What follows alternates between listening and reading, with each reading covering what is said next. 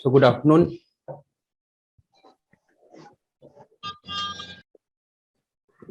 Good afternoon, class. Good afternoon, sir. Am I audible? Good to- afternoon, sir. Good afternoon, sir. Good afternoon, Sonika.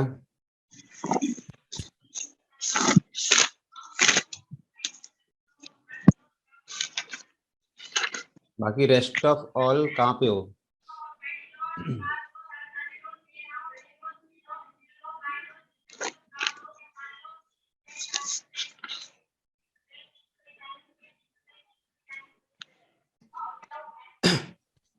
हाँ जी, Sonika, Amarjeet, Ishan, Kartik, Pallavi, Priyanka. Yes, sir. हाँ जी sir. Yes sir. हाँ जी, आज हमारी Excel की दूसरी class है. Second class है. ठीक है, सेकंड क्लास है. और फर्स्ट क्लास में हमने बेसिकली एक्सेल के स्ट्रक्चर के बारे में जाना था. और साथ में मैंने ये भी बोला था आप लोग थोड़ा सा प्रैक्टिस करके आना. ठीक है, तो आई होप प्रैक्टिस किया सबने एक्सेल की. असाइनमेंट खुल नहीं रहा था व्हाट्सएप पे जो भेजा था आपने. असाइनमेंट ओपन नहीं हो रहा था तो अपने ग्रुप में क्यों नहीं लिखा कि असाइनमेंट ओपन नहीं हो रहा सर? सर ग्रुप में लिख नहीं सकते ना. Text message नहीं है सर. अच्छा, टेक्स्ट मैसेज नहीं है तो मेरा नंबर मेघा के पास तो है. मेघा का नंबर तो है हाँ सबके पास. मैसेज और हाँ जी, गिव सर. एक्सक्यूज दोगे? मैसेज कर दे. नहीं और नहीं है. चलो अब ये बताओ, चलो एक्सेल फाइल तो खुल गई होगी सबकी. हाँ जी सर. मेरे को बताओ डेटा वैलिडेशन कौन से टैब में होता है? Data validation. कौन से टैब में होता है?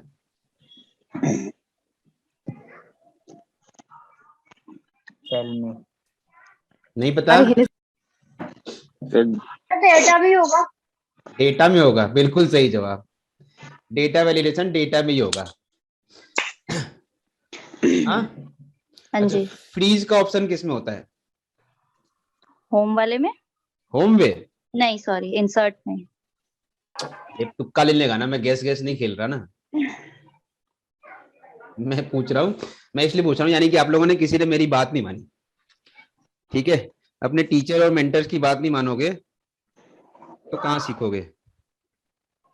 मैंने आपको कहा था कि अगर एक्सेल आपको आना है, बेस्ट से बेस्ट प्रैक्टिस सीखनी है एक्सेल में, तो बहुत सारे काम किससे हो सकते हैं? कीबोर्ड की मदद से. और कीबोर्ड की मदद में शॉर्टकट की अगर नहीं याद है तो अगर अपने मेन्यू को याद रखें तो हम ऑल्ट की मदद से हम वो शॉर्टकट कमांड एग्जीक्यूट कर सकते हैं. कर सकते हैं ना? कर सकते हैं. Yes sir. तो वो शॉर्टकट कमांड कैसे याद होगा? जब तक आपको मेन्यू ऑप्शन याद नहीं होंगे कि कौन से मेन्यू ऑप्शन कहाँ दिए गए हैं. जितना मेन्यू ऑप्शन को एक्सप्लोर करोगे उतना आपको शॉर्टकट कमांड इजीली याद होगा. ठीक है, तो डेटा वैलिडेशन हमारे डेटा टैब में होता है. ये रहा. ठीक है, और दूसरा क्या पूछा था मैंने आपसे? व्यू में होगा. फ्रीज का ऑप्शन व्यू में होगा.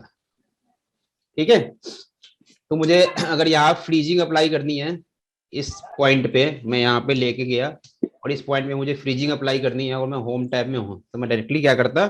ऑल्ट फिर H. ऑल्ट के बाद एच. क्यू? एच से होम में जाएंगे.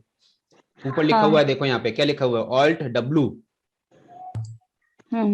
फिर व्यू, उसके बाद F for freeze and freeze pane के लिए एफ. ये हम फ्रीज हो गए. इसका यूज क्या होता है वो आगे क्लास में बताऊंगा आपको मैं. ठीक है, तो कोई भी शॉर्टकट कमांड में डायरेक्टली यूज कर सकता हूँ ऑल्ट की कमांड से. ठीक है, चलो आज जो हमारी क्लास है बेसिकली फॉर्मेटिंग को लेके है. ठीक है, मैंने आपको बताया था कि कोई भी डेटा हमने एक्सेल सेल में इंटर तो कर लिया बट उस एक्सेल सेल में जो डेटा गिवन है उसको प्रेजेंट करना है अच्छे से. ठीक है, यानी कि उसको अच्छा सा एक प्रेजेंटेशन देना है. तो उसके लिए हम एक्सेल के फॉर्मेटिंग टूल का यूज करते हैं. और एक्सेल के फॉर्मेटिंग टूल हमारे कहाँ गिवन होते हैं? बताओ, एक्सेल के फॉर्मेटिंग टूल्स कहाँ हैं? कौन से टैब में है? हाँ जी, होम टैब में. होम टैब में है. एक तो शोर किसका है? बैकग्राउंड शोर प्लीज वो अपना माइक म्यूट कर दे, बाकी सब ऑन रखे। AK, who is AK? Home tab. चलो बाकी ऑन कर लो, ठीक है। तो एक्सेल का जो फॉर्मेटिंग टूल है वो है हमारे होम टैब में। देखो मैं आप सेकेंड क्लास है, देखो मैं जो एक्सेल पढ़ाता हूँ ना वो मैं आपको प्रैक्टिकली रूप से पढ़ाऊंगा। मुझे ना वो टीचर जो एक्सेल के जो टीचर होते हैं ना कंप्यूटर में, कंप्यूटर क्लासेस में जो मतलब थियोरेटिकली बेस को लेके पढ़ाते हैं, वो मुझे नहीं आता। मैं आपको कंप्लीट एक्सेल को यूज कैसे करना है, एक्सेल का रियल लाइफ वर्ल्ड में यूज कैसे होता है और उसको आप कैसे सीखोगे वो मैं बिल्कुल प्रैक्टिकली बताऊंगा, ठीक है। तो एक्सेल के अंदर जो चीजें है ना, अब मैं आपको जो सिखा रहा हूँ वो सिखा रहा हूँ कि किसी डेटा को अगर आपको फॉर्मेट करना है, किसी डेटा को अच्छे से प्रेजेंट करना है, तो हम अपने एक्सेल की फॉर्मेटिंग टूल यूज करते हैं, ठीक है। और वो फॉर्मेटिंग टूल्स हमारा है पूरा होम टैब में गिवन, ठीक है। अब फॉर्मेटिंग टूल्स की बात करें तो हम फॉर्मेटिंग किस चीजों की करते हैं? हम फॉर्मेटिंग या तो किसकी करेंगे, हम फॉर्मेटिंग करेंगे या तो अपने एक्सेल के, हम अपने फॉन्ट की, ठीक है, या हम अपने सेल के कलर की, ठीक है, या फॉन्ट को कलर देंगे अपने अच्छे से प्रेजेंटेशन के लिए, या मेरी जो कॉलम विद है, ठीक है, कॉलम की जो विद है, ठीक है, उसको मैं इंक्रीज या डिक्रीज करूंगा, उसको इनलार्ज करूंगा, या मैं अपने रॉ के हाइट को इंक्रीज करूंगा या डिक्रीज करूंगा, रॉ के हाइट को एडजस्ट करूंगा, या मैं इसको क्या करूंगा, सेल को मर्ज कर दूंगा, 2-3 सेल को मिला के ऐसे करके, या बोल्ड करूंगा या फिर इसको इटैलिक करूंगा, कुछ कैसे करके मैं अपने सेल में जो चीजें इंटर कर रहा हूं वो कैसा दिखे, और साथ साथ में मेरे सेल की जो फॉर्मेटिंग है वो कैसी हो। ये सारा काम किसके थ्रू होता है? सेल फॉर्मेटिंग टूल्स के थ्रू, ठीक है। वो सारा टूल्स है मेरे होम टैब में अवेलेबल है, ठीक है। जो ये पार्ट देख रहे हो आप, कौन सा वाला पार्ट जो आप होम टैब, जो होम टैब में ना ये वाला पार्ट देख रहे हो, ये हमारा यूज होता है, इसे हम यूज करते हैं अपने सेल में जो हम टेक्स्ट इंटर्ड कर रहे हैं वो टेक्स्ट कैसा दिखेगा, ठीक है। वो बोल्ड दिखेगा या उसकी फॉन्ट टाइप क्या होगी या उसका फॉन्ट का साइज क्या होगा या उसके अंदर जो सेल है सेल की कलरिंग क्या होगी या उस फॉन्ट का क्या कलर होगा, उसकी सारी फॉर्मेटिंग हम इस फॉन्ट टैब से करते हैं, ठीक है। जिसके अंदर हमें गिवन क्या क्या होता है सेल की अगर कोई फॉन्ट है उस फॉन्ट के टाइप को चेंज करना, अरेबिक है या टाइम्स में है, जो भी हमारा फॉन्ट टाइप है यहाँ से हम उसको सेलेक्ट कर सकते हैं, ठीक है। उस फॉन्ट को मुझे बोल्ड करना है, उस फॉन्ट को मुझे इटैलिक करना है, या उसको सिंगल अंडरलाइन करना है, या उसको डबल अंडरलाइन करना है, या मेरे टेक्स्ट की जो साइज है, फॉन्ट की जो साइज है उस फॉन्ट के साइज को इंक्रीज करना है, ठीक है, या मुझे फॉन्ट के कलर को, फॉन्ट को एक कलर देना है, वो सारा का सारा काम इस फॉन्ट टाइप से होता है। मुझे अगर सेल को कलर देना है, मैं कोई किसी सेल को अगर कोई कलर देना है तो इस टैब के थ्रू हम सेल को कलर देते हैं। तो मेरे अलग अलग ये सारे मेन्यू हैं जो मेरे फॉन्ट से रिलेटेड काम करते हैं, ठीक है। ये जो आप टैब देख रहे हो, जो आप ये सेकंड वाला देख रहे हो, ये होता है अलाइनमेंट। क्या होती है? अलाइनमेंट। अलाइनमेंट का मतलब क्या होता है? मेरे टेक्स्ट की पोजीशन, ठीक है, मेरे टेक्स्ट की या मेरी फॉन्ट की पोजीशन। पोजीशन का मतलब हो गया कि जैसे देखो अगर मेरा ये सेल है, जैसे मैं अभी आपको थोड़ा सा इसको ठीक करने के लिए बोल रहा हूँ, मैंने इसको मर्ज कर रखा है, मैंने इसके अंदर कुछ टाइप किया, जैसे कुछ टाइप किया IPLAP, ठीक है। तो इस सेल के अंदर इस फॉन्ट की अभी पोजीशन क्या है? ये क्या है? मिडिल ऑफ द सेल में है और साथ में नीचे से बॉटम मिडिल है, ठीक है, बॉटम मिडिल है। तो ये फॉन्ट मेरे इस सेल में कहां पे रहेगा, उसकी क्या पोजीशन होगी, उसकी वो सारा का सारा हम किसके थ्रू करते हैं? अलाइनमेंट्स के थ्रू, ठीक है। अलाइनमेंट्स में ही ये जो ऑप्शंस देख रहे हो ना, ये सारे ऑप्शंस, ठीक है, ये सारे ऑप्शंस हमारे टेक्स्ट के को यानी कि फॉन्ट को अलाइन करते हैं, left centering, right centric, middle centric, या बॉटम या अपर सेंट्रिक। जैसे जैसे हम इसका यूज करेंगे ये अपने आप इसकी फॉन्ट की पोजीशन को बदलता चला जाएगा, ठीक है। तो ये जो पार्ट देख रहे हो ये वाला, ये जो फर्स्ट पार्ट होता है ऊपर अपर पार्ट, वो करता है आपके फॉन्ट को वर्टिकल अलाइनमेंट। ठीक है, देखो वर्ट कर रहा है ना, वर्टिकल अलाइनमेंट। ठीक है, और जो नीचे वाला पार्ट होता है वो करता है आपके फॉन्ट को हॉरिजॉन्टल अलाइनमेंट। ठीक है, तो अगर आपको ये आईप्लैप वर्ड यहाँ पे चाहिए बिल्कुल सेंटर में, यानी कि वर्टिकल और हॉरिजॉन्टल दोनों को सेंटर में लेके आ जाएंगे। ठीक है, उसी तरह से अगर आप इस फॉन्ट को चाहते हो कि मैं अपने सेल के फॉन्ट को लेफ्ट सेंट्रिक में रखूं, जैसे अपने लेफ्ट सेंट्रिक रख दिया, लेकिन आप चाहते हो कि लेफ्ट सेंट्रिक से थोड़ा सा आगे रहे, यानी कि ये फॉन्ट जो है वो यहां से शुरू हो। अब आप अगर मिडिल सेंट्रिक करोगे तो सीधा मिडिल में चला जाएगा, लेकिन अगर आप चाहते हो कि ये थोड़ा सा यहाँ शुरू, यानी कि आप इसको क्या कर रहे हो, फॉन्ट को इसके बॉर्डर से थोड़ा स्पेस दे रहे हो, यानी कि उसको एक इंडेंट प्रोवाइड कर रहे हो। ठीक है, उसको एक क्या कर रहे हो, इंडेंट, यानी कि टैब का एक टैब प्रोवाइड कर रहे हो, एक स्पेस प्रोवाइड कर रहे हो। तो उसके लिए हमारे ये दो बटन होते हैं, लेफ्ट इंडेंट और राइट इंडेंट। ठीक है, इंक्रीज ये इंक्रीज करेगा इंडेंट के स्पेस को, और ये क्या करेगा, डिक्रीज करेगा। तो अपने अगर इसको चाहते हो कि ये यहां से शुरू हो कुछ, ठीक है, तो आप राइट इंडेंट का यूज करोगे, यानी कि इंक्रीज इंडेंट का। ठीक है, देखो एक बार दबाओगे थोड़ा सा इंडेंट बढ़ा, यानी कि अपने टेक्स्ट को क्या कर रहे हो, सेल में के इंडेंट को इंक्रीज कर रहे हो। ठीक है, अगर आप चाहते हो इसको कम करना तो यहां से आप इसे डिक्रीज कर सकते हो।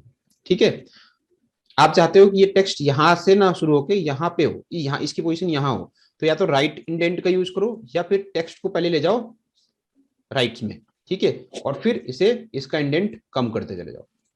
ठीक है, यानी कि किसी भी बॉर्डर से अगर इंक्रीज करना है इंडेंट को तो उसके लिए हम इंक्रीज, और जो कर रखा है उसको कम करना है उसके लिए डिक्रीज। ठीक है, ये इसका काम क्या होता है, टेक्स्ट की डायरेक्शंस को चेंज करना। यानी कि मैं को अभी टेक्स्ट अगर ये क्या है, अगर मैं इसको एंगल काउंटर क्लॉकवाइज करूं तो मेरा टेक्स्ट कुछ इस तरह से रोटेट हो जाएगा। तो अगर मुझे टेक्स्ट को रोटेट करना है प्रेजेंटेशन के लिए, तो यहाँ पे मैं इन सारे ऑप्शंस का यूज करता हूँ। यहाँ पे एंगल क्लॉकवाइज ऑप्शंस है, ठीक है, एंगल काउंटर क्लॉकवाइज, यानी कि ऐसे ऊपर जाएगा।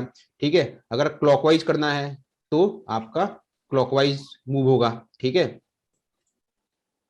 ठीक है, उसके अलावा अगर वर्टिकली रखना है, यानी कि टेक्स्ट को चाहते हो आई ऊपर हो, फिर पी हो, फिर एल हो, फिर ए हो, फिर पी हो, ठीक है, तो वर्टिकल ऐसे आएगा। ठीक है, उसके अलावा रोटेट टेक्स्ट अप, ऐसे, मतलब आपने टेक्स्ट की जो पोजीशनिंग है वो आप चाहो तो यहां से चेंज कर सकते हो। ठीक है, क्लियर है, क्लियर है।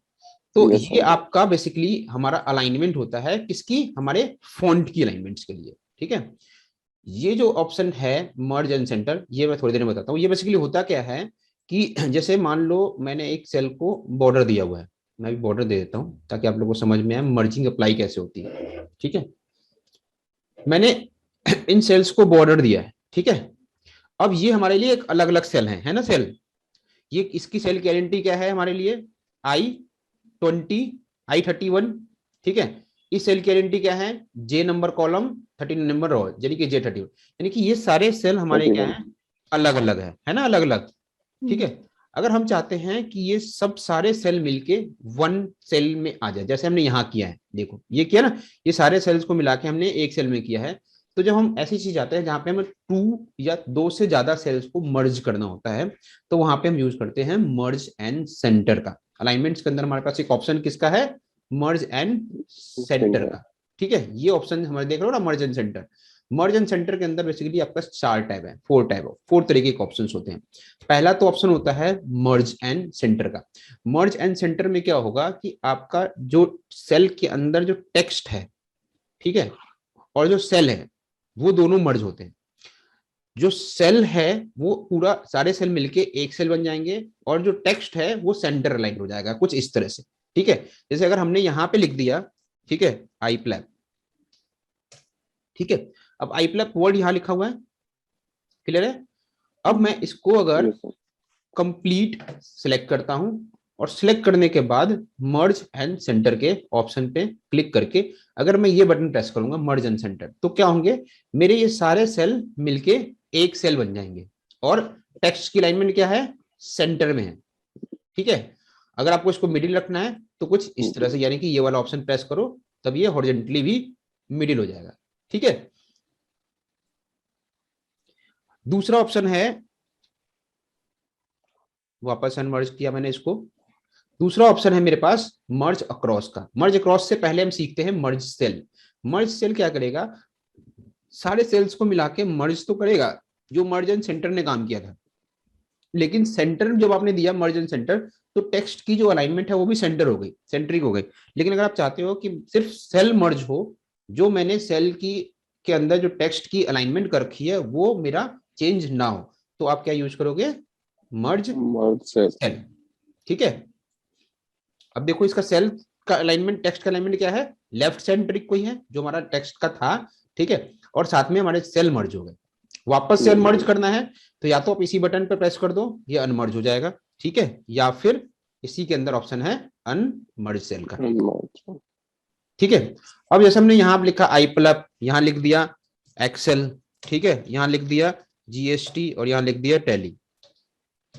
ठीक है, कुछ इस तरह से मेरे सेल्स टाइप है। क्लियर है, और ये सारे क्या हैं, एक बॉर्डर में। ठीक है, अब जो मैं चाहता हूं कि जो मेरा मर्ज हो, जो मेरी मर्जिंग हो, वो ये सारे सेल मिला के एक बन जाए, ये सारे मिला के एक बन जाए, ये सारे मिला के एक बन जाए, और ये सारे मिला के एक बन जाए। ठीक है, तो उस केस में मैं यहां क्या यूज करूंगा, मर्ज अक्रॉस। ठीक है, क्योंकि अगर मैं यहां मर्ज यूज करूंगा, नॉर्मल मर्ज, ठीक है, तो वो क्या करेगा, जो सबसे फर्स्ट सेल जिसको सेलेक्ट कर रहे हो, जो सबसे लेफ्ट सेंट्रिक होगा, फर्स्ट अपर कॉर्नर में जो लेफ्ट सेंट्रिक होगा, उस टेक्स्ट की वैल्यू आपकी रह जाएगी, और बाकी जितनी भी सेल में टेक्स्ट हैं वो सारे के सारे डिलीट होके आपके सेल मिलके एक मर्ज हो जाएंगे। जैसे कि फॉर एग्जांपल मैंने ये सारे सेल सिलेक्ट किए, अब मुझे करना था कि अक्रॉस, कि मैं ये सारे सेल मिलके एक सेल हो जाए और टेक्स्ट रह जाए आई प्लस। एक्सेल में ये सारे सेल मिलके एक हो जाए और टेक्स्ट क्या रह जाए, एक्सेल।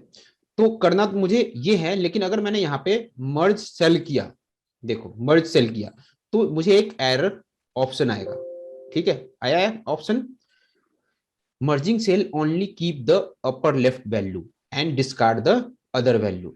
क्या करेगा, ये सिर्फ अपर लेफ्ट वैल्यू को रखेगा और बाकी जो वैल्यूज हैं टेक्स्ट में सेल्स के अंदर वो सारे के सारे डिलीट हो जाएंगे, और फिर आपका एक सेल मर्ज हो जाएगा। ये सारे सेल अब मर्ज हो गए और सिर्फ वर्ड क्या रह गया, आई प्लैप।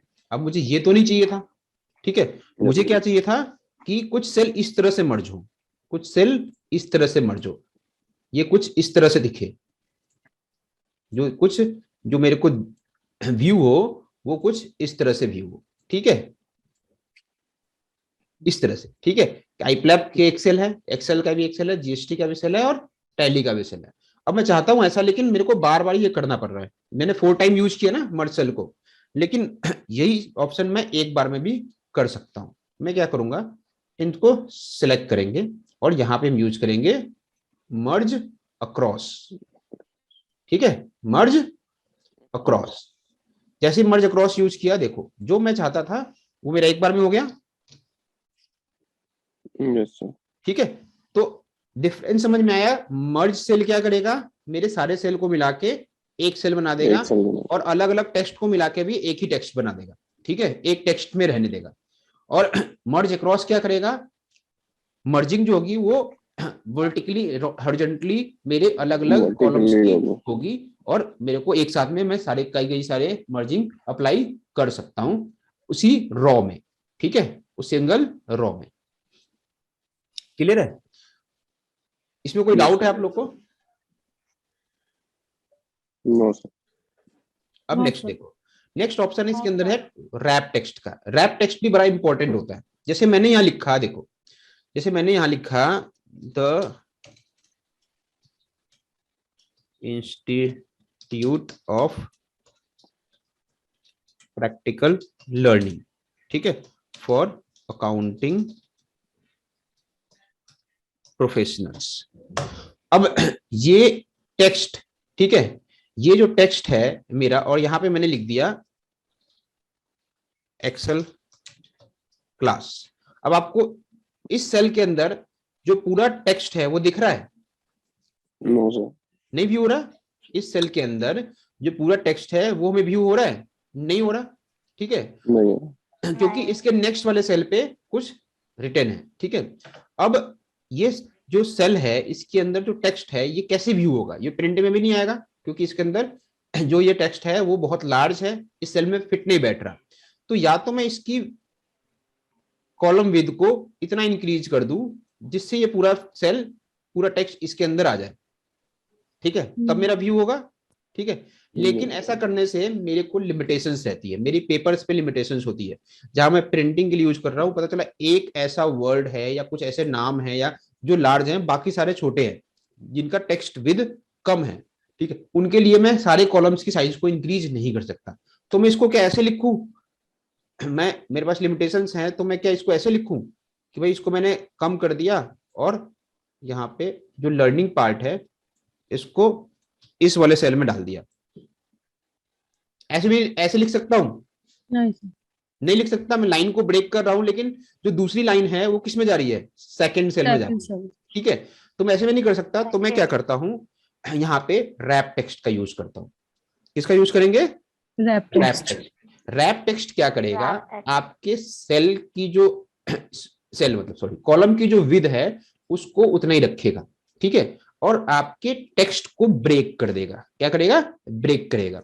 ब्रेक करके आपकी जो रॉ हाइट है उसको इंक्रीज करेगा, आपकी रॉ हाइट को इंक्रीज करेगा और फिर उसके अंदर उसको फिट कर देगा। देखो पेपर जब हम प्रिंट करते हैं तो वो वर्टिकल होता है या हॉरिजॉन्टल होता है, हम एक के बाद दूसरा पेपर, तीसरा पेपर, चौथा पेपर लगा सकते हैं, ठीक है, अपने डेटा को व्यू करने के लिए। लेकिन हम पेपर के साइज को तो नहीं बढ़ा सकते ना, पेपर के विड्थ को तो नहीं बढ़ा सकते, ठीक है। तो इसीलिए हम यहाँ पे रैप टेक्स्ट का यूज करते हैं। हम क्या करते हैं, अपने रॉ की हाइट को इंक्रीज कर देते हैं कि चलो जी एक डेटा यहाँ आ जाए, दूसरे डेटा अगले वाले पेपर में आ जाए, कोई दिक्कत नहीं है, ठीक है, मैं इसको सिक्वेंसली पढ़ लूंगा। लेकिन कॉलम की साइज को मैं इंक्रीज नहीं कर सकता क्योंकि पेपर की विड्थ की लिमिटेशंस होती है, ठीक है। तो मैंने यहाँ पे क्या किया, इसको अप्लाई किया, क्या, रैप।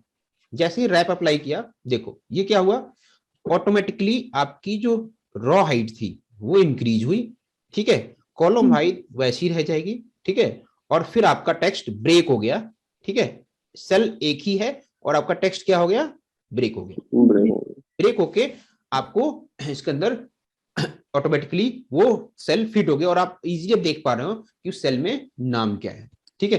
तो जब भी ऐसी कभी प्रॉब्लम हो कि आप कॉलम की विड्थ को इंक्रीज नहीं करना चाहते, ठीक है, और कॉलम में जो सेल हैं उसमें टेक्स्ट की लेंथ जो है वो लॉन्ग है, तो वहां पे आप क्या यूज करोगे, टेक्स्ट रैप टेक्स्ट का, ठीक है। अब रैप टेक्स्ट में सबसे इंपॉर्टेंट बात एक आती है कि क्या आती है, समझो, मैंने इसकी वापस कर रहा हूं, मैंने इसकी क्या की, जो रॉ हाइट है वो मैंने फिक्स कर रखी है, कितनी, तो 20, ठीक है, क्या किया है, 20 रॉ हाइट फिक्स किया हुआ है, ठीक है। और यहां पे मैं अब रैप टेक्स्ट का यूज कर रहा हूं, मैंने बटन दबा दिया, देखो ये हाईलाइट हो गया रैप टेक्स्ट, लेकिन मेरा टेक्स्ट रैप नहीं हुआ। ये प्रैक्टिकल प्रॉब्लम है।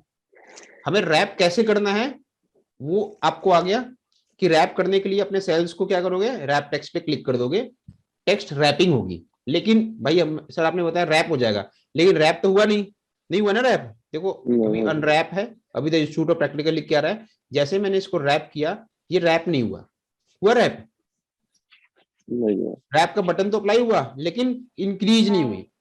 तो ऐसी प्रॉब्लम्स आपके पास आती हैं जब आप रैप टेक्स्ट कर रहे हो, सेल में जो गिवन जो कॉलम है, जो कॉलम्स हैं और जो रॉ हैं, उनमें आप रैपिंग अप्लाई कर रहे हो टेक्स्ट के ऊपर, तो अपने रॉ की हाइट को ऑटो फिट मोड में रखना। अपने रॉ की हाइट को किसमें रखोगे, ऑटो फिट मोड। और रॉ की हाइट को हम इंक्रीज या डिक्रीज कैसे करते हैं, वो हमारा ये पार्ट करता है।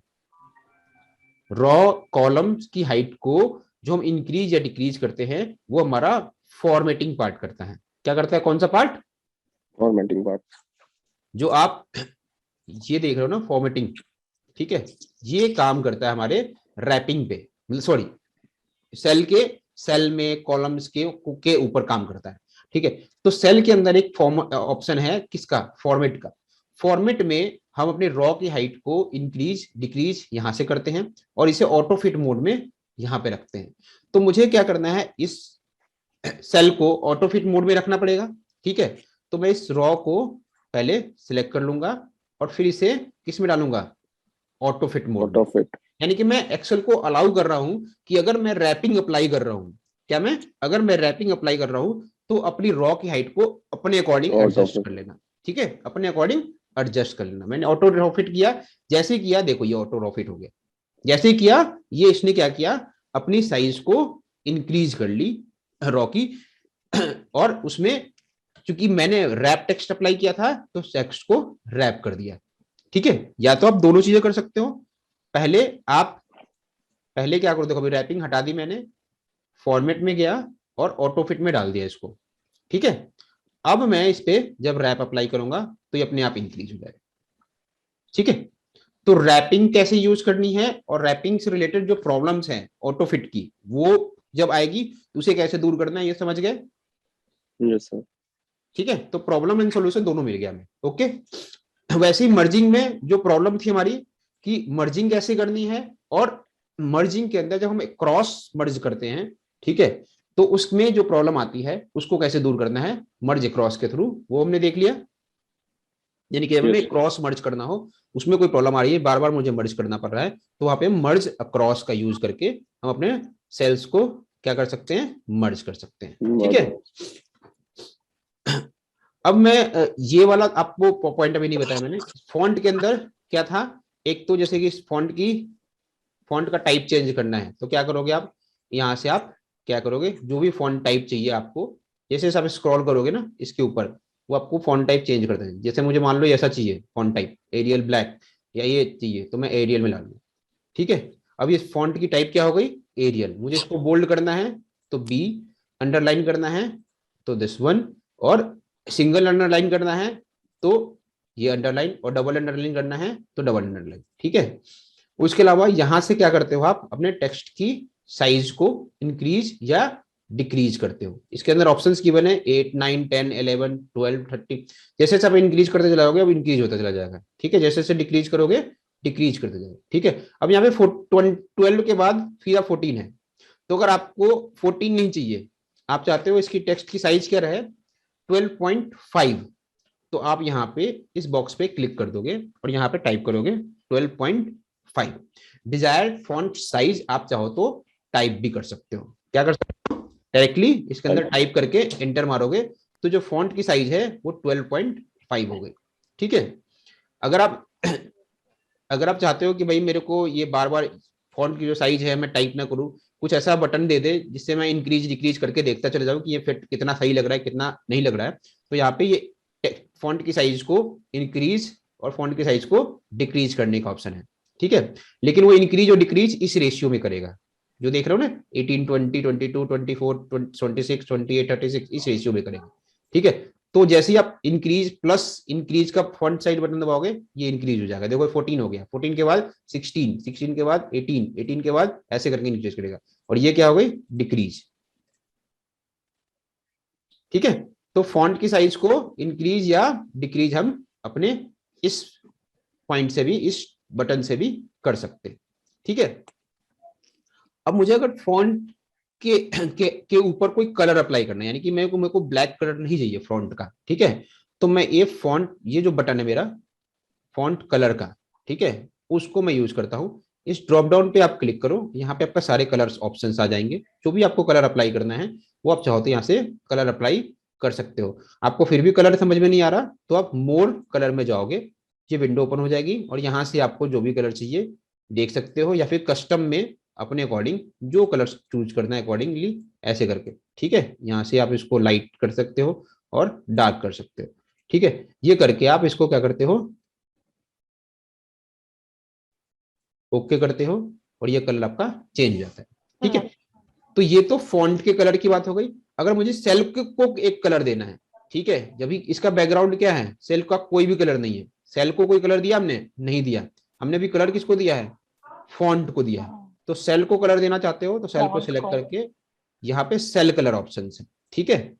यहाँ पे आपको जो कलर समझ में आता है अपने अकॉर्डिंग आप वो कलर चूज करके क्लिक कर दो।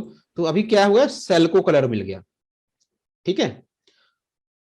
जैसे यहाँ भी हमने सेल को क्या दिया है, एक कलर दिया है, ठीक है। एक सेल को कलर है, सेल का कलर क्या है, sky blue, light blue, sky blue, और फॉन्ट का कलर क्या है, ब्लैक। लेकिन अगर मुझे सपोज करो इसके ऊपर मैं इसका कलर हटाना चाहता हूं, मैं इसका कलर हटाना चाहता हूं, सेल का कलर, तो मैं क्या करूंगा, इसको व्हाइट कर दूं? नहीं, यहां पे ऑप्शन है नो फिल का।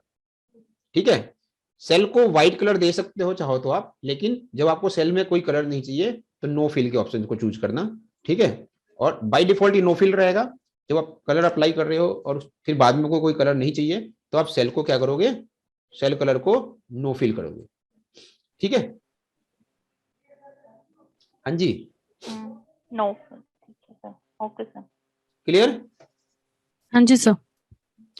अब नेक्स्ट बात करते Yes. हैं हम इसकी, नंबर्स की।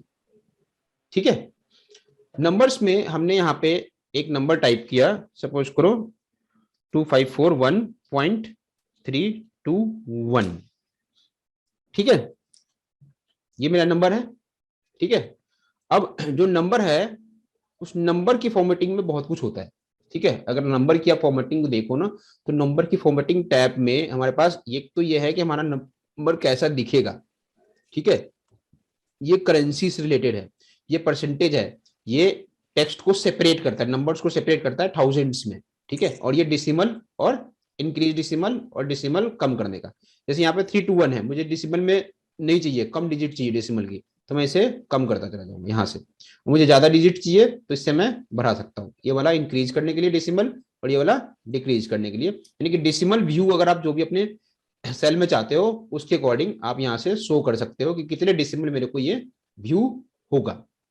ठीक है, अब फॉन्ट के अंदर अगर आप देखो तो बड़ी बहुत सारी चीजें हैं जिसके ऊपर हम एक सेपरेट क्लास लेंगे, फॉन्ट के ऊपर, कि फॉन्ट की फॉर्मेटिंग वगैरह कैसे होती है, कि उसमें बहुत कुछ है। तो फॉन्ट में अगर आप देखो तो ये वाला ये जो टैब देख रहे हो ना, ये आपका एक्चुअली मेन्यू ऑप्शन खोलेगा नंबर फॉर्मेटिंग से रिलेटेड।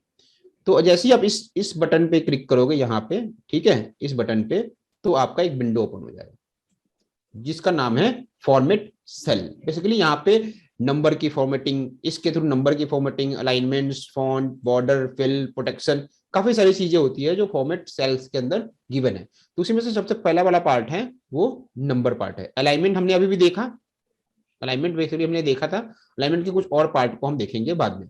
ठीक है, फॉन्ट से रिलेटेड यहाँ से भी चाहो तो सेटिंग कर सकते हो, बाकी आपको यहाँ भी गिवन दे रखी है। बॉर्डर से रिलेटेड आपकी ये वाले ऑप्शन है जो उसको भी थोड़ी देर में देखते हैं। ठीक है, और फिल आपका ये हो गया। ठीक है, तो नंबर फॉर्मेटिंग से रिलेटेड हमारे पास काफी सारे ऑप्शंस हैं, जैसे आप देख रहे होगे general, number, currency, accounting, date, time, percentage, fraction, scientific, text, special और कस्टम। तो बहुत सारी ऐसी चीजें आप जब आप टेक्स्ट को इंटर करोगे या फॉन्ट को इंटर करोगे सेल में, तो आपको ये फॉर्मेटिंग करनी होगी जिससे आपकी प्रेजेंटेशन बहुत ही बेटर हो जाती है। ठीक है, अपने टेक्स्ट की प्रेजेंटेशन बहुत ही बेटर हो जाती है, साथ साथ में कुछ कैलकुलेशंस में भी मदद मिलती है फॉन्ट पैटर्न से, फॉन्ट की नंबर सेटिंग से। दो चीजें हमेशा ध्यान रखना, जब भी आप किसी सेल में, जब भी आप किसी सेल में अगर कोई टेक्स्ट टाइप कर रहे हो, जैसे मैंने यहाँ पे लिख दिया IPLAP, तो IPLAP क्या है, एक टेक्स्ट है। क्या है, एक टेक्स्ट है। और ये 25412 क्या है, एक नंबर है। ठीक है, तो किसी भी, जब भी आप किसी सेल में जब आप कोई डेटा इंटर करोगे, आपको पता है इस कॉलम में मैं क्या करने वाला हूँ, या इन सारे सेल में मैं क्या करने वाला हूँ, तो नंबर टाइप करने वाला हूँ। ठीक है, तो आप क्या करो, इन सारे सेल्स को सिलेक्ट करके इसकी जो फॉर्मेटिंग है उसको नंबर फॉर्मेटिंग में रखो। किसमें रखो, नंबर फॉर्मेटिंग में। इससे आप बता रहे हो एक्सेल को कि ये जो टेक्स्ट है, जो फॉन्ट है, वो क्या है, नंबर है, वो क्या है, वो एक नंबर है। ठीक है, जैसे यहाँ पे कुछ भी टाइप करोगे तो ये ऑब्वियसली इस तरह से हो जाएगा। जैसे देखो मैंने 1 2 3 4 किया, ऐसा ऑटोमेटिकली डेसिमल में ले रहा है ना। ठीक है, यानी कि वो बता रहा है एक, वो क्या है, एक नंबर है। अगर आपने यहाँ पर राम भी लिख दिया ना, तो एक्सेल इसको क्या रीड करेगा, वो एक नंबर ही रीड करेगा। ठीक है, वो एक उसको टेक्स्ट भी रीड करेगा और नंबर दोनों रीड करेगा। लेकिन जब आप कोई कैलकुलेशंस करोगे ना, तो उसमें एरर आपके आएंगे, एरर आने के चांसेस रहते हैं। तो कभी भी अपने सेल्स में जहां पे आप टेक्स्ट कर रहे हो, कोई अगर वो टेक्स्ट है, स्पेशली वो टेक्स्ट है, तो उसको पहले सिर्फ टेक्स्ट में रखो। जैसे मैं यहाँ पे आईप्लप है और यहाँ पे पता है मुझे इस सेल में मुझे सारे क्या करने हैं, टेक्स्ट टाइप करने हैं, तो मैं सेल को सिलेक्ट करके और इसको किस में बदल दूंगा, टेक्स्ट में। ठीक है, तो यहाँ पे आप मोड नंबर फॉर्मेट में जाओ और यहाँ पे इसको बोलो कि ये क्या है, टेक्स्ट है। ठीक है, अगर आपने किसी सेल में टेक्स्ट लगा रखा है, जैसे मान लो मैंने इस सेल को सिलेक्ट किया हुआ है और यहाँ पे इसकी फॉर्मेटिंग क्या की हुई है, एज ए टेक्स्ट की हुई है, और मैं इसमें इस नंबर डाल दूं, जैसे लिख दूं 415214। देखो आपको यहाँ पे एरर दिखा रहा है, ये मार्किंग का मतलब है सेल में कोई एरर है। टाइप तो हो रहा है नंबर, बट सेल में की फॉर्मेटिंग क्या है, टेक्स्ट है। टेक्स्ट है। तो एक्सेल इसको, इसकी कैलकुलेशंस करोगे ना एक्सेल में, तो वो नहीं बताएगा। जैसे मैं सपोज करो इसको भी क्या कर देता हूँ, इस सेल को भी टेक्स्ट में कर देता हूँ, और यहाँ पे equal to this cell plus this cell enter करता हूँ। देखो मेरे को रिजल्ट नहीं दिया इसने, रिजल्ट दिया इसने नो सर। नहीं दिया। क्यों नहीं दिया रिजल्ट, क्योंकि ये प्रॉब्लम है। प्रॉब्लम क्या है कि जो मेरा सेल की जो फॉर्मेटिंग है वो किस में है, टेक्स्ट में है। तो एक्सेल इसको क्या रीड कर रहा है, टेक्स्ट रीड कर रहा है। तो जब ऐसी प्रॉब्लम आए कि जब आप कोई फॉर्मूला टाइप कर रहे हो और आप जो टाइप कर रहे हो वही आपको डिस्प्ले हो रहा है, ठीक है, तो अब उस केस में आप क्या करोगे, अपनी सेल की फॉर्मेटिंग चेंज करोगे, नंबर फॉर्मेटिंग में जाके इसको वापस से किस में बदलोगे, नंबर में या जनरल में। क्योंकि जो रिजल्ट है मेरा वो क्या है, नंबर है, तो नंबर में बदल दो या जनरल में बदल दो, बेटर होगा जो है उसी में बदलो। तो मैंने कहा नंबर में है, ओके किया, वापस से इस सेल पे ले जाओ और F2 का बटन प्रेस करो, F2 का बटन प्रेस करके एंटर मार दो। अब देखो ये इसने ले लिया, रिजल्ट आ गया आपके पास, रिजल्ट आ गया ना। अब कुछ भी करोगे, अब अगर आप इन सेल्स को ऐड करोगे तो आपको रिजल्ट दिखाएगा। तो नंबर फॉर्मेटिंग के थ्रू हम अपने सेल्स को की फॉर्मेटिंग करते हैं कि वो मेरे सेल में जो टेक्स्ट है वो डेट है, नंबर है, वो एक टेक्स्ट है, या उसका डिसिमल मुझे कितना रखना है, या मुझे उसकी करेंसी कैसी रखनी है। जैसे कि मैं यहाँ पे ये जो वर्ड है इसको मैं कहता हूँ कि भाई इसको इंडियन करेंसी में डिस्प्ले कराओ, तो मैं यहाँ करेंसी वाला ऑप्शन चूज करूंगा, और यहाँ पे देखो रुपीज का सिंबल आ रहा है ना, आपके वहां पे जब नहीं आएगा तो आप ये स्क्रॉल बार यूज करना, ये स्क्रॉल बार में यूज करके इसमें, और यहाँ पे जो रुपीज का सिंबल आ रहा है, डिसिमल जितना डिसिमल रखना चाहते हो उतना डिसिमल रख के ओके करोगे, तो टेक्स्ट के आगे देखो क्या लग गया, रुपीज का सिंबल। ठीक है, तो अगर आप सारे सेल में पहले ही अगर फॉर्मेटिंग डाल दोगे, इन सारे सेल में अगर आप रुपीज की करेंसी पहले ही सिंबल डाल दोगे, तो कुछ भी टाइप करोगे आप तो वो अपने आप रुपीज में कन्वर्ट हो जाएगा। तो जब भी हम कोई डेटा के साथ काम करते हैं, डेटा की पंचिंग करते हैं, तो अपनी नंबर्स की फॉर्मेटिंग को पहले ही कर लेते हैं कि भाई इन सेल्स में मैं जो टाइप कर रहा हूं वो एक्सेल उसको रीड भी करे और उसका प्रेजेंटेशन भी एक बेटर रूप से हो सके। ठीक है, सर एक क्वेश्चन है बताओ। कि जो ये सेल है पूरा नीचे तक, अब हमें पता नहीं है ना कि हमारा मतलब जो सेल है 43 तक या 44 तक कहाँ तक यूज होगा, तो उसके नीचे दोबारा तो सिलेक्ट नहीं करना होगा ना, मतलब एक ही बार करना होगा। नहीं देखो, या तो आप पूरा कॉलम ही सिलेक्ट कर लो कि आपको पता है इस हाँ कॉलम में मैं डेटा इंटर करने वाला, तो ये पूरा कॉलम यहाँ पे सेल इंटर करो और इसकी हाँ। इसकी फॉर्मेटिंग कर दो। ठीक है, कि अच्छा भाई हाँ, वही ऊपर से एंटर करके हम हाँ, सिलेक्ट कर या तो सकते हैं। जैसे मैंने देखो इस कॉलम में टेक्स्ट लिखा हुआ है, ठीक है, तो मैंने इस हम्म। कॉलम को सिलेक्ट किया और इस हम्म। कॉलम को ही मैंने बोल दिया कि इस कॉलम में सारे क्या होंगे, तो ठीक है। एक टेक्स्ट होंगे। ठीक है, ठीक। ठीक तो है। इसका मतलब है नीचे जितने भी कॉलम में लेके जाऊंगा कॉलम्स होंगे वो हाँ। आपको यहाँ पे दिखाएगा। देखो आप किसी ठीक। भी सेल पे होंगे ना, आपको ये दिखाएगा कि हम्म। उसकी फॉर्मेटिंग क्या है। ठीक है, ठीक है, तो वो ऊपर वाले से बस सिलेक्ट कर देना हाँ, है। यहाँ पे सिलेक्ट ठीक है। करके कर देना। लेकिन ध्यान ठीक। रखना, कभी कभी हम हम्म। करते हैं ऊपर तो काम कर लिया टेक्स्ट का और नीचे उठा के नंबर्स की कैलकुलेशंस करने लग गए। हम्म। ठीक है, हम्म। तो फिर वो आपको प्रॉब्लम करेगा उसमें। ठीक है, ठीक है। क्लियर है। हाँ जी सर। तो ये आपको पार्ट समझ में आ गया। अब नंबर में बेसिकली नंबर की फॉर्मेटिंग में general, number, currency, accounting, date, time, percentage, fraction, ये सारी चीजें हैं जो कि हम स्पेशल एक क्लास में होगी जिसमें हम अपनी फॉर्मेटिंग में नंबर्स के ऊपर काम करेंगे कि हम इसको कैसे रखें ताकि मेरे को कैलकुलेशन में इजी रहे। ठीक है, इसमें अभी आपने देखा कि हम डिसिमल को इंक्रीज या डिक्रीज कैसे कर सकते हैं। अगर मुझे किसी टेक्स्ट के ऊपर सेपरेटर चाहिए, सेपरेटर का मतलब होता है कि इसको डिवाइड करो थाउजेंड्स में, जैसे ये है, देखो ये क्या है 41,251 है, तो अगर इसको मैं इसे सेपरेटर का बटन दबाऊंगा तो क्या होगा, ये 41,251 आ जाएगा, यानी कि थाउजेंड्स के बाद एक कॉमा लग जाएगा, तो ये आपको रीड करने में आसानी होती है वैल्यूज को। ठीक है, तो यहां से हम क्या करते हैं, सेपरेटर लगाते हैं। अगर मैं कोई इस किसी भी सेल्स को मैं, जैसे यहाँ पे मान लो मैंने लिखा है 10, 15, 20, 30, ठीक है, अब ये सारे मेरे क्या है, अभी टेक्स्ट है, तो इसको मैं पहले तो नंबर में बदल देता हूँ, तो यहाँ पे ले जाके इसको नंबर कर देता हूँ, इसका डिस्प्ले हटा देता हूँ।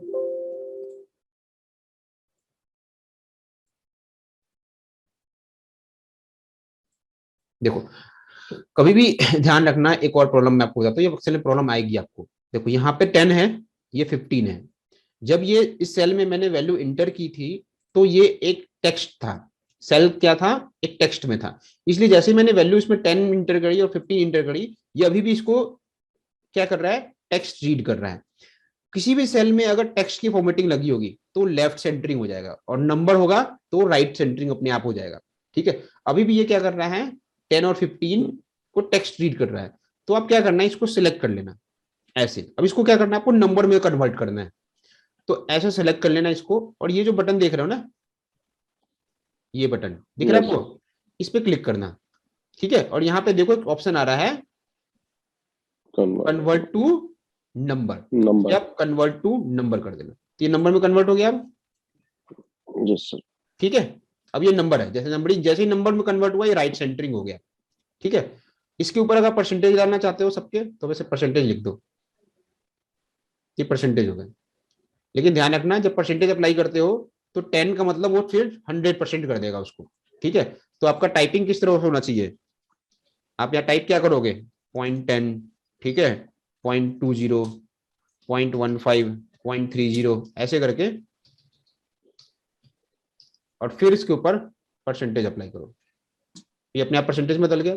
तो ये हमारी कुछ ये है फॉर्मेटिंग है जो नंबर से रिलेटेड हम यूज करते हैं। ठीक है, तो हमने नंबर फॉर्मेटिंग भी देख ली। ये हम नेक्स्ट पार्ट में करेंगे, क्योंकि इसके अंदर बहुत सारी चीजें होती हैं जो हम अपने रिपोर्टिंग के लिए यूज करते हैं, कंडीशनल फॉर्मेटिंग का। ठीक है, और फॉर्मेट टेबल और सेल स्टाइल का, ये सबसे ये वाला जो पार्ट है ना, देख रहा हूँ ना, ये इसको यूज तब करना जब इसकी नेसेसिटी हो। क्योंकि अगर आप अपने सेल्स के ऊपर टेबल यूज कर दोगे, फॉर्मेट एज टेबल, ठीक है, तो आपकी जो फाइल साइज है वो बहुत ज्यादा इंक्रीज हो जाएगी। एक्सेल की जो स्टोरिंग साइज है, फाइल साइज है, वो बहुत ज्यादा इंक्रीज हो जाएगी। दिखने में तो बहुत अच्छा लगेगा आपका टेबल्स, जैसे मैं फॉर्मेट एज ए टेबल कर रहा हूँ, ये सारे ऑप्शंस दिखने में तो बड़े अच्छे लगेंगे आपको, कुछ इस तरह से दिखेंगे। लेकिन इससे आपकी फाइल साइज बहुत ज्यादा इंक्रीज हो जाएगी, और आपके बाकी के फॉर्मेटिंग हट जाएंगे, आपके बाकी के फॉर्मेट हट जाएंगे, जो लगा रखा है आपने, ये यहाँ पे जो लगा रखा है वो सारा का सारा हट जाएगा। तो ये वाला आप तब ऑप्शन यूज करोगे जब आपने पूरा डेटा काम कर लिया, फाइनल कोई प्रिंटिंग देनी है अगर आपको, ठीक है, या आप चाहते हो कि भाई कोई अच्छा सा मेरे को फॉर्मेट टेबल मिल जाए, तो मैं ये वाला ऑप्शन चूज करना, या सेल स्टाइल का। ठीक है, अपने सेल्स को यहाँ से जो pre defined styles and given है उसके अकॉर्डिंग आप चाहो तो गिवन करा सकते हो। हेडिंग के लिए हेडिंग 2 ऐसे करके जो भी चीजें हैं वो एक प्री डिफाइंड रूप में इसको आप बदल सकते हो। ठीक है, अब जो नेक्स्ट पार्ट है वो बड़ा इंपॉर्टेंट है। वो इंपॉर्टेंट पार्ट इसलिए है कि वो हमें काम सिखाता है, वो बताता है कि हम अपने सेल्स के बीच में, या कोई मुझे रॉ चाहिए, मुझे डेटा के बीच में कोई मेरे को रॉ चाहिए, मुझे कोई रॉ इंसर्ट करानी है, या फिर मेरे रॉ मेरे काम के नहीं है, या कॉलम मेरे काम के नहीं है, उसको डिलीट कर दो। ठीक है, तो रॉ को इंसर्ट करना, सेल को इंसर्ट करना, कॉलम को इंसर्ट करना, डिलीट करना, वो सारा का सारा काम कौन सिखाता है, आपका सेल टैब। इस सेल टैब में जो सेल ऑप्शन है, इसके अंदर हम अपने रॉ, सेल या कॉलम को इंसर्ट या डिलीट करते हैं। ठीक है, जैसे ये देखो, अब ये मेरा एक डेटा है, ठीक है।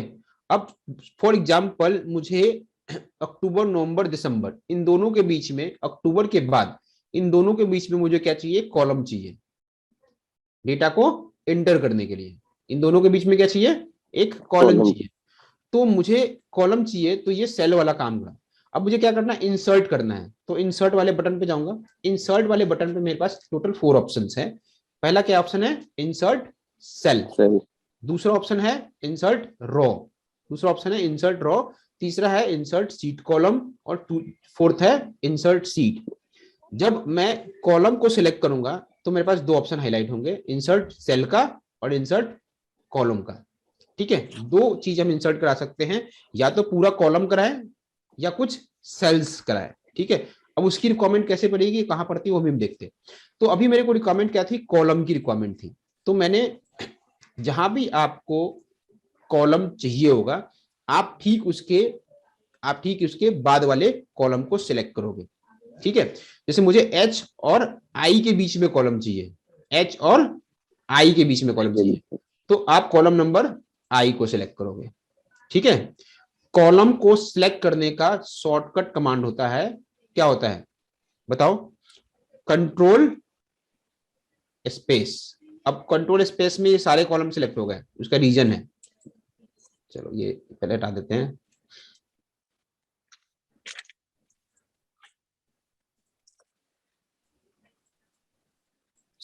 ठीक है, ये इसलिए सिलेक्ट हुआ था, ये इसकी प्रॉब्लम बताऊंगा क्यों हुआ था।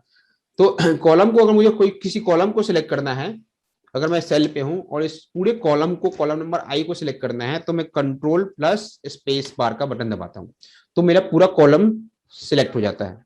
ठीक है, क्योंकि मुझे इंसर्ट क्या करना है, कॉलम। ठीक है, ये मेरा सिलेक्ट हो गया और इसके नीचे इंसर्ट सीट कॉलम, ये बटन है। ठीक है, इस पे क्लिक करोगे तो इन दोनों के बीच में मुझे एक कॉलम, ब्लैंक कॉलम मिल गया ना, दोनों के बीच में मुझे एक ब्लैंक कॉलम मिल गया। उसी तरह से रॉ को अगर इंसर्ट करना है, जैसे मुझे 7 और 8 के बीच में, मान लो 7 और 8 के बीच में एक सिंगल रॉ चाहिए। ठीक है, तो मैं क्या करूंगा, 7 और 8 दोनों को सिलेक्ट करूंगा, सॉरी मैं क्या करूंगा, रॉ नंबर 8 को सिलेक्ट करूंगा और इंसर्ट बटन पे जाके इंसर्ट सीट रॉ। लेकिन दोनों को करने से ना कुछ परेशानी भी होती है।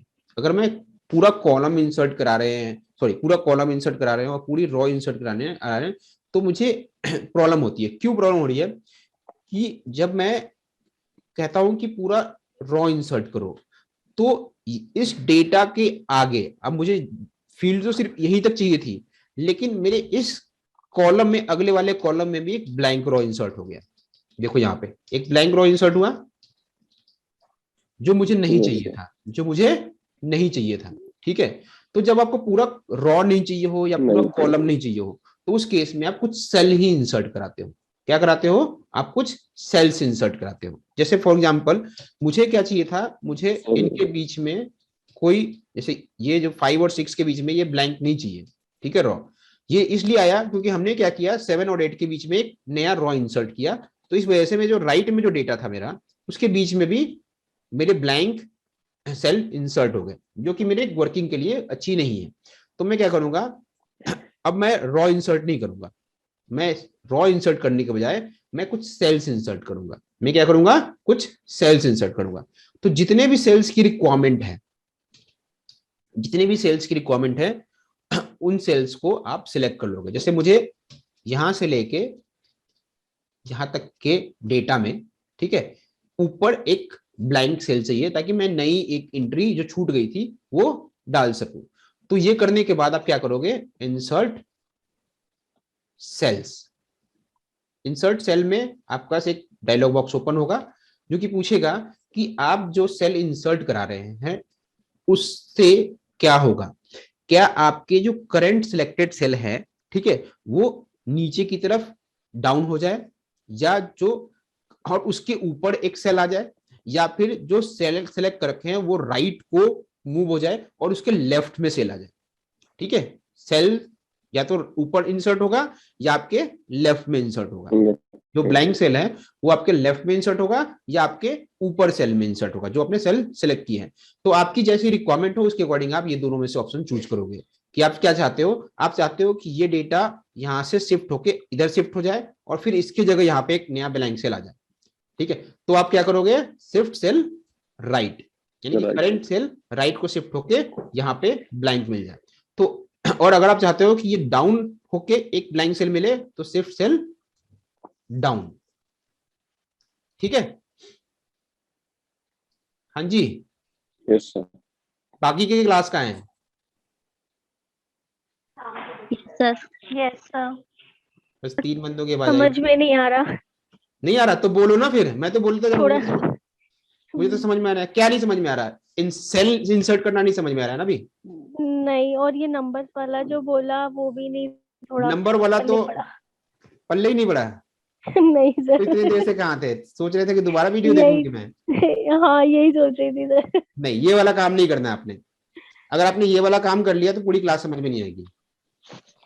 आप जब तो एक नंबर्स टॉपिक, वाला फिर भी थोड़ा समझ आया, बट ये सेल वाला नहीं आया। चलो आप जब, वो इधर उधर घुमाते हो स्क्रीन को तो फिर देखती रहती हूँ कहाँ गया सर का कर्सर। नहीं तभी तो मैं, जब मैं कर्सर में फिर ऐसे बार बार ऐसे करता हूँ भी कि आपको थोड़ा कंसंट्रेट करने के लिए, फिर ठीक वो है। ढूंढना पड़ता है कहाँ गए। अच्छा, जब भी आपको कोई टॉपिक नहीं समझ में आए, आप हाँ टॉपिक जी, ओवर होने के बाद आप बता देना कि सर ये समझ में नहीं आया, मैं दोबारा से ठीक समझाऊंगा है।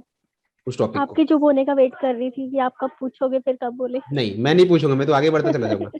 एक टॉपिक खत्म हो गया, जैसे ये टॉपिक मान लो खत्म हो गया कि नंबर्स मैंने समझा दिया, और आपको हाँ नंबर जी। समझ में नहीं आया, नंबर के किसी पार्ट में समझ में नहीं आया, ठीक है, तो आप मुझे अगले टॉपिक से पहले बोलोगे सर मेरे को ये क्वेश्चन है या मुझे समझ में ठीक नहीं आया, तो फिर मैं उसको और इजी तरीके से समझाऊंगा।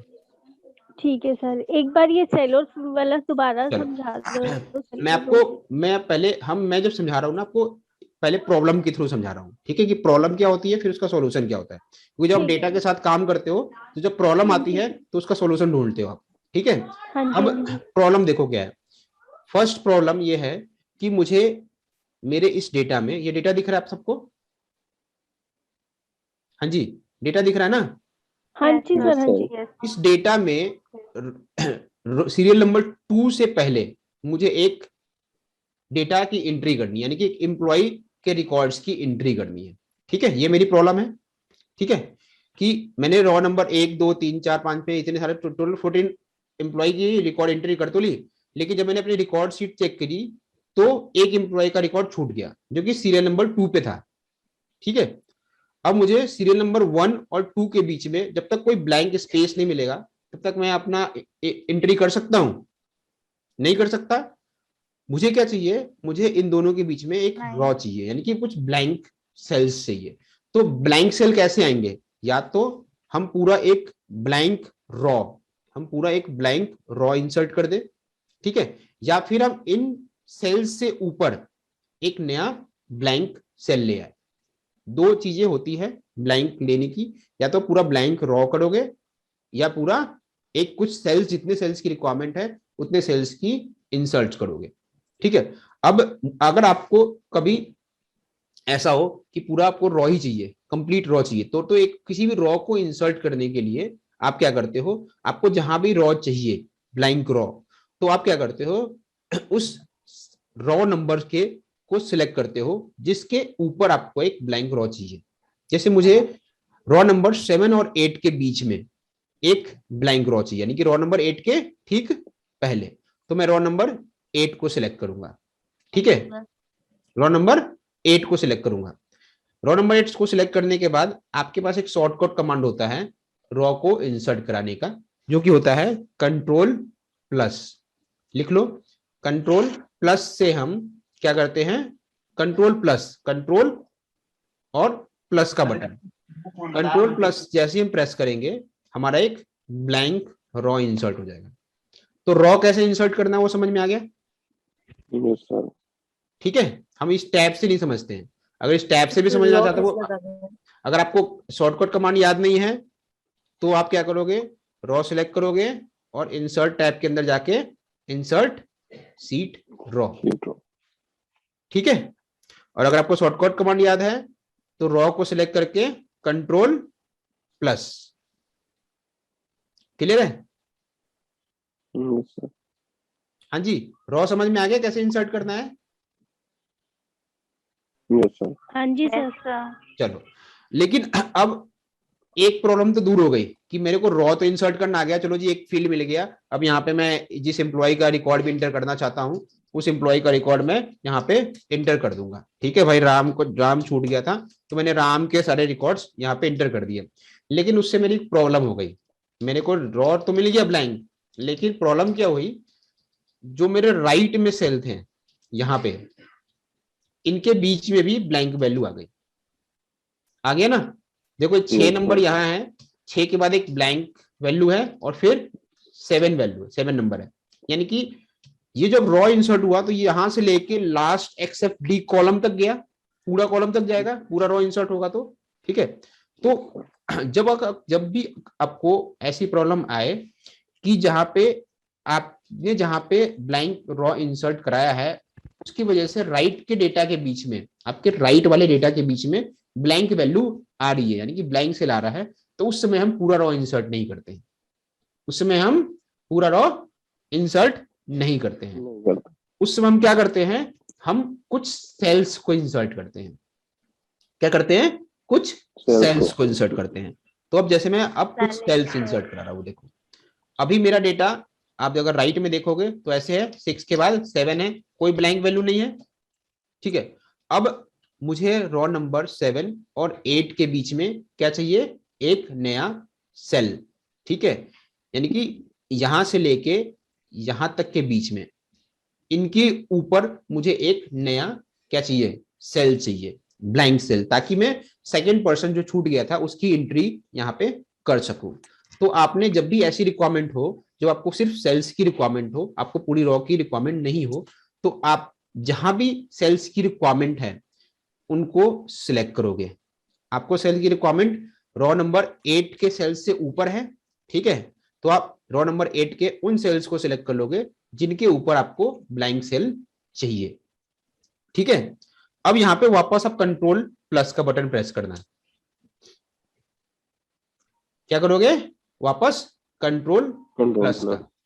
जब हमने पूरा रॉ सिलेक्ट किया था, कंट्रोल प्लस किया था, तो एक पूरा रॉ इंसर्ट हुआ था, लेकिन अभी हमने सिर्फ कुछ सेल सिलेक्ट किए हैं, तो फिर कंट्रोल प्लस बटन प्रेस किया है, तो मेरे पास ये डायलॉग बॉक्स आया है, ठीक है। अब इस डायलॉग बॉक्स में दो चीजें होती हैं। पहली चीज ये पूछता है कि जो आपने सेल सेलेक्ट किए हैं इसके जगह पे जो नया ब्लैंक सेल आएगा, ठीक है, उससे जो करंट सेल है, उसकी पोजीशन क्या हो जाएगी। क्या वो नीचे की तरफ डाउन हो जाएगा और वहां पे एक ब्लैंक सेल आ जाएंगे, या फिर आपके जो सेल सिलेक्टेड सेल है वो राइट को मूव हो जाएंगे, यानी कि ये सारा डेटा कहाँ चला जाएगा, हमारे राइट में, ठीक है, राइट में यहाँ पे, और जो ब्लैंक सेल है वो यहाँ पे आ जाएगा। तो अगर आपको सिलेक्टेड सेल को राइट में मूव कराना है और फिर ब्लैंक लेके आना है, तो आप यहाँ पे शिफ्ट सेल राइट का यूज करोगे। शिफ्ट सेल राइट का मतलब हो गया, जो आपके सिलेक्टेड सेल हैं वो क्या होंगे, राइट को मूव हो जाएंगे, डेटा आपका मूव हो जाएगा और उसकी जगह ब्लैंक वैल्यू आ जाएगी। अगर आपको जो सिलेक्टेड सेल है वो चाहते हो कि नीचे चला जाए और उसके ऊपर मेरे को ब्लैंक वैल्यू मिल जाए, तो आप शिफ्ट सेल डाउन का यूज करोगे। अभी मेरी रिक्वायरमेंट क्या है, अभी मेरी रिक्वायरमेंट शिफ्ट सेल राइट की है या शिफ्ट सेल डाउन की है, राइट की है या डाउन की, बताओ। मैं कौन सा बटन प्रेस करूं, शिफ्ट सेल डाउन या shift cell right? Shift cell down, sir down के shift cell down. Shift cell down से क्या होगा, ये मेरा डेटा नीचे की तरफ जाके और यहाँ पे ब्लैंक वैल्यू आएगी, ठीक है। मैंने ओके किया, देखो यहाँ पे ब्लैंक वैल्यू आ गई मुझे, ठीक है। और मेरा राइट में जो वैल्यू थी वो भी खराब नहीं हुई। इनके बीच में कोई वैल्यू आई, कोई ब्लैंक सेल आया, नहीं आया, ठीक है। अगर मैं यही काम राइट कर देता, कितने ने बोला था कि मैं राइट करूं, देखो अगर मैं कंट्रोल प्लस और शिफ्ट सेल राइट करता, तो जो मेरा राइट का डेटा है यहाँ पे ब्लैंक वैल्यू मिल तो गई, लेकिन डेटा कहाँ चला गया, राइट में, और सारे आए के सारे सेल राइट को मूव हो गए, ठीक है। अभी भी क्लियर हुआ आप लोगों को, सेल को इंसर्ट करना हो गया सर, अब क्लियर हो गया ना। सेल को कैसे इंसर्ट करते हैं, रॉ को कैसे इंसर्ट करते हैं, सिंपल। फिर दोबारा बताता हूं, कोई भी रॉ इंसर्ट करनी हो, आपको रॉ नंबर 16 से पहले कोई रॉ चाहिए, तो रॉ नंबर 16 को सिलेक्ट करो, कंट्रोल के बटन को प्रेस करो, रॉ इंसर्ट हो जाएगा। जितनी बार कंट्रोल प्लस करोगे उतनी बार आपके रॉ इंसर्ट होंगे, ठीक है। रॉ को डिलीट करना है, ठीक है, कंट्रोल माइनस, देखो मेरे रॉ डिलीट हो रहे हैं, मेरे को ये वैल्यू नहीं चाहिए, ठीक है। मेरे को ये वाली रॉ नंबर 16 नहीं चाहिए, तो मैंने रॉ नंबर 16 को सिलेक्ट किया और कंट्रोल माइनस कर दिया। कंट्रोल माइनस से रॉ डिलीट होगा, वैसे ही कंट्रोल प्लस से रॉ इंसर्ट होंगे, ठीक है। हाँ जी, यस सर, रॉ इंसर्ट करना आ गया सबको, यस सर, ठीक है। उसी तरीके से सेल में मैंने बताया कंट्रोल प्लस, और सेल नहीं चाहिए तो कंट्रोल माइनस। जैसे मेरे मान लो मैंने यहाँ पे सेल इंसर्ट तो करा दिया, मुझे नहीं चाहिए ये सेल, ये सारे सेल जो फालतू के इंसर्ट है मेरे बीच में नहीं चाहिए, तो मैंने ये सारे सेलेक्ट किए और कंट्रोल माइनस कर दिया। ठीक है, यानी कि डिलीट सेल, पहले इंसर्ट सेल किया था, अब डिलीट सेल किया।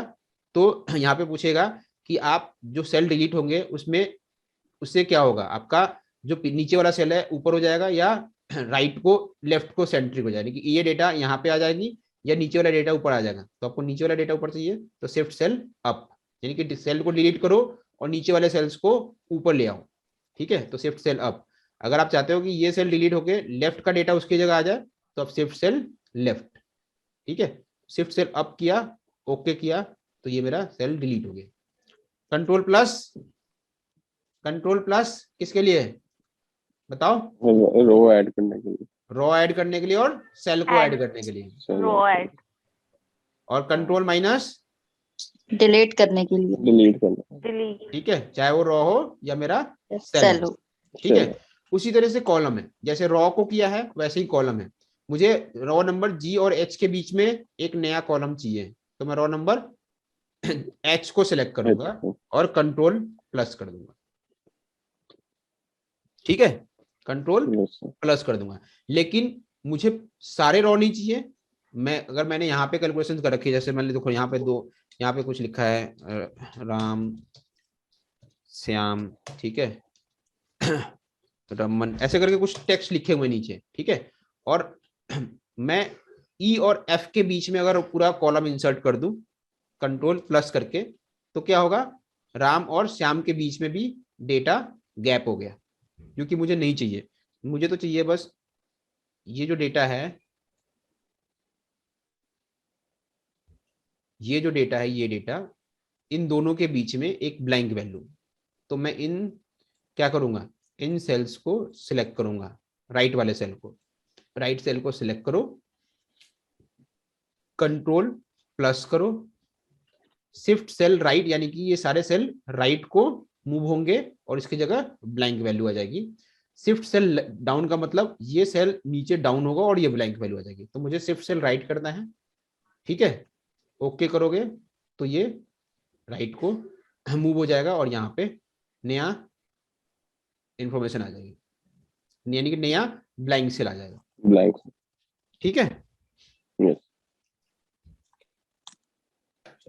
अब ये सारे काम आपके यहीं पे थे, यही इनका टैब है। Insert cell, insert sheet row, insert sheet column, delete cell, delete sheet row, delete cell column.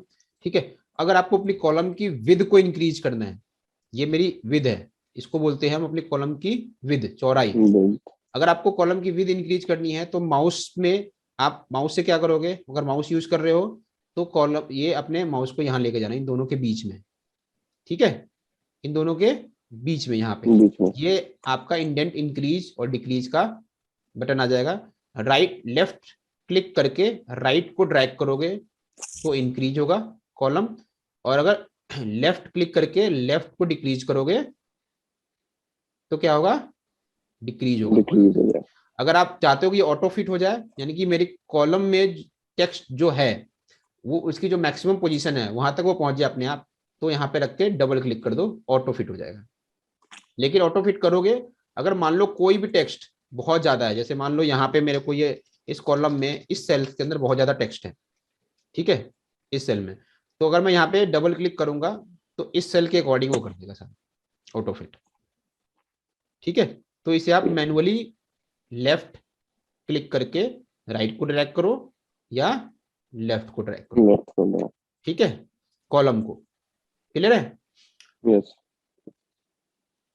दूसरा, अगर आप कॉलम को एक परफेक्ट साइज देना चाहते हो, आप चाहते हो कि ये सारे कॉलम एक इवन साइज में हो, तो आप जितने भी कॉलम्स हैं उन सबको एक साथ सिलेक्ट कर लो और इसकी साइज को आप चाहो तो अपने अकॉर्डिंग भी फिट रख सकते हो। वहां पे आपको करना क्या है, फॉर्मेट सेल में जाना है और कॉलम विद के ऑप्शन पे क्लिक करना है, और यहाँ पे आप कॉलम की विद जो चाहते हो, सपोज करो मैं चाहता हूँ इस कॉलम की विद 16 हो, तो मैं 16 करके ओके कर दूंगा, तो मेरे चारों कॉलम की जो विद है वो इवनली ऑर्डर में 16 हो जाएगी। और कम करना है तो कॉलम विद 13। ठीक है, फॉर्मेट कॉलम विद, उसी तरह से अपनी रॉ की हाइट को अगर आप एक सेट करना चाहते हो तो रॉ को सिलेक्ट करो, फिर रॉ हाइट, और फिर जो भी रॉ हाइट देना चाहते हो उसको लिख के ओके कर दो। ठीक है। Yes, sir. किसी कॉलम को अगर हाइड करना है, जैसे मेरे पास ये कॉलम की रिक्वायरमेंट नहीं है मुझे, ठीक है, तो इस कॉलम पे को सिलेक्ट करो, फॉर्मेट में जाओ और फिर हाइड एंड अनहाइड के ऑप्शन में हाइड कॉलम। ठीक है, ये हाइड हो गया। देखो एच के बाद जे आ रहा है। J. ठीक है, यानी कि और जब भी आपको ऐसा कुछ सिंबल मिले डबल लाइन वाली, यानी कि समझना कि आपके कॉलम हाइड है। ठीक है, हाइड को अनहाइड करने के लिए दोनों को सिलेक्ट करो, दोनों कॉलम को सिलेक्ट करो जिनके बीच की कॉलम हाइड है, और यहाँ पे फॉर्मेट टेबल में जाके हाइड के ऊपर जाके यहाँ पे अनहाइड कॉलम करो। ठीक है, दूसरा काम आप राइट क्लिक करके भी कर सकते हो, अगर माउस यूज कर रहे हो तो। भाई कॉलम नंबर आई नहीं चाहिए, राइट क्लिक किया, हाइड कर दिया। कॉलम नंबर आई दोबारा चाहिए, दोनों कॉलम को सिलेक्ट किए, राइट क्लिक किया, अनहाइड कर दिया।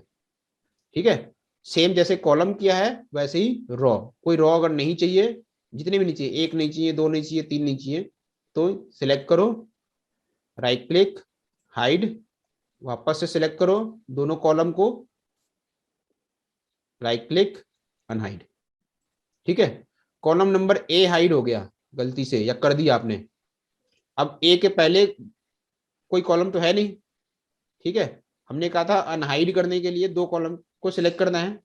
ठीक है, तो यहाँ पे बी को अगर सिलेक्ट करोगे, अनहाइड करोगे तो नहीं आएगा कॉलम नंबर ए। ठीक है, तो यहाँ पे ये जो देख रहे हो ना, ठीक है, ऐसे करना, ये जो नंबर वाला देख रहे हो इसको सिलेक्ट कर लेना। ठीक है, हाँ जी। Yes, sir. Yes sir. अब आपका टास्क, ठीक है, आपका टास्क ये है, दिख रहा है स्क्रीन। हाँ Yes, जी। sir. अब आपने सीखा है या नहीं सीखा है इसकी प्रैक्टिस करनी है आपको। आपको असाइनमेंट दिए गए हैं, जिनको नहीं मिले हैं वो वापस से ग्रुप में डाल दें, मुझे नहीं मिले या मेरा ओपन नहीं हो रहा, अदरवाइज फिर वो रह जाएगा। ठीक है, मेगा को सर डाल मेरे देना। को तो मिला ही नहीं। मिला ही नहीं तो ग्रुप में? नहीं सर ओपन नहीं हो रहा। ओपन क्यों नहीं हो रहा, क्या प्रॉब्लम आ सर रही है? एक सर ये जो फाइल आप सेंड किए वो डेस्कटॉप पे ही ओपन होंगे, मतलब लैपटॉप पे? हाँ लैपटॉप पे ओपन होंगे, काम तो मोबाइल लैपटॉप पे फॉर्मेट होगा। में नहीं होगी? मोबाइल में सीट डाउनलोड कर लो। फिर डाउनलोड करना पड़ेगा। हाँ ठीक है सर, फिर लैपटॉप पे सेंड करके तो ओपन करेंगे। लैपटॉप पे या करो। ठीक एक्सेल है की प्रैक्टिस लैपटॉप पे ही होगी, इसमें क्या प्रैक्टिस होगी मोबाइल में। Okay sir. ठीक है, तो अब क्या ठीक करना है आपने, आपके पास ये होम टैब के नाम से जो फाइल है, ठीक है, उसमें ये सीट है। ठीक है, अब आपको ये काम करना है, बॉर्डर अप्लाई करना है। बॉर्डरिंग की अप्लाई मैंने भूल गया, ये आपका बॉर्डर है, यहाँ से आपकी बॉर्डर होती है। आपको क्या करना है, बॉर्डर अप्लाई करने के लिए पूरा सेल सिलेक्ट करना है जिन पे आप बॉर्डर अप्लाई करना चाहते हो, और यहाँ पे ऑल बॉर्डर से क्या होगा, सारे सेल में बॉर्डर आ जाएंगे। ठीक है, आप ऑल बॉर्डर नहीं चाहते हो, आप चाहते हो सेल के सिर्फ किसी एक पार्ट में बॉर्डर हो। बॉटम बॉर्डर, देखो यहाँ बॉटम बॉर्डर आ गया। आप चाहते हो भाई इसके ऊपर बॉर्डर हो, टॉप बॉर्डर हो, तो टॉप बॉर्डर आ गया। आप सेल के लेफ्ट में चाहते हो तो लेफ्ट बॉर्डर, राइट चाहते हो तो राइट बॉर्डर। आपने बॉर्डर दिया हुआ है, जैसे मैंने यहाँ पे इसको बॉर्डर दिया है, अब वापस से बॉर्डर नहीं चाहता हूं तो मैं इसे नो बॉर्डर।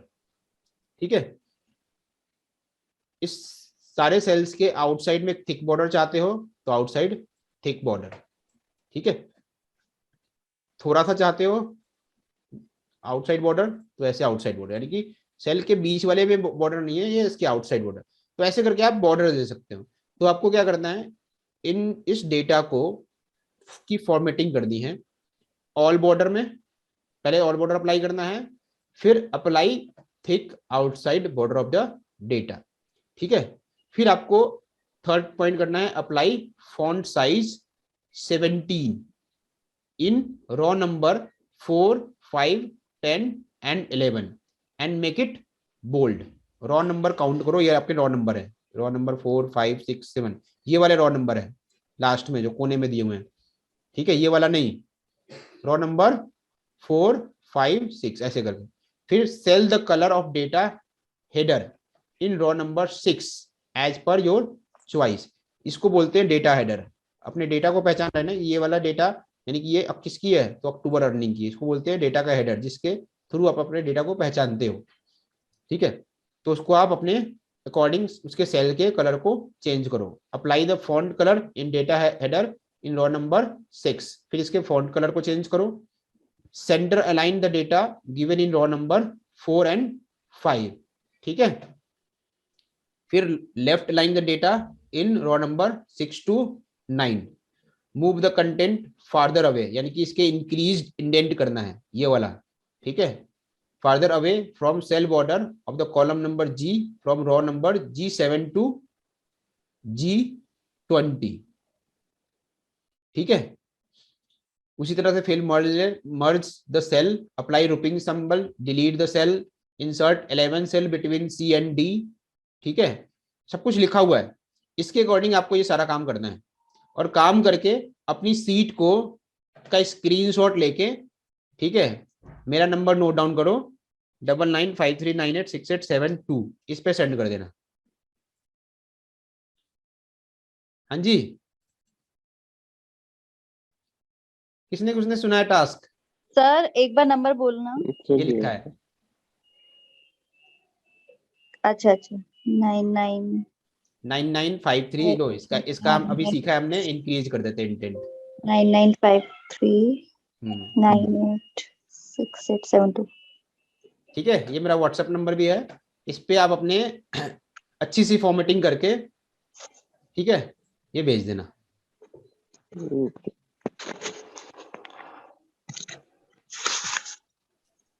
देखो किसने किसने कैसा कैसा बनाया है, ठीक है। Okay sir. क्लियर है? कोई डाउट है तो पूछो। No sir. नहीं है? सबको क्लियर है? हाँ जी सर। चलो that's great, it's good to listen कि भाई डाउट सबके क्लियर है। और मैंने आपको आज बोली है, ये बात ध्यान रखना, अगर आपको कोई टॉपिक नहीं समझ में आया तो आप उस टॉपिक के तुरंत बाद उसे इंटरप्ट करोगे, तो ये वाला पार्ट आपको समझ में नहीं आया, ठीक है। Yes sir. ओके।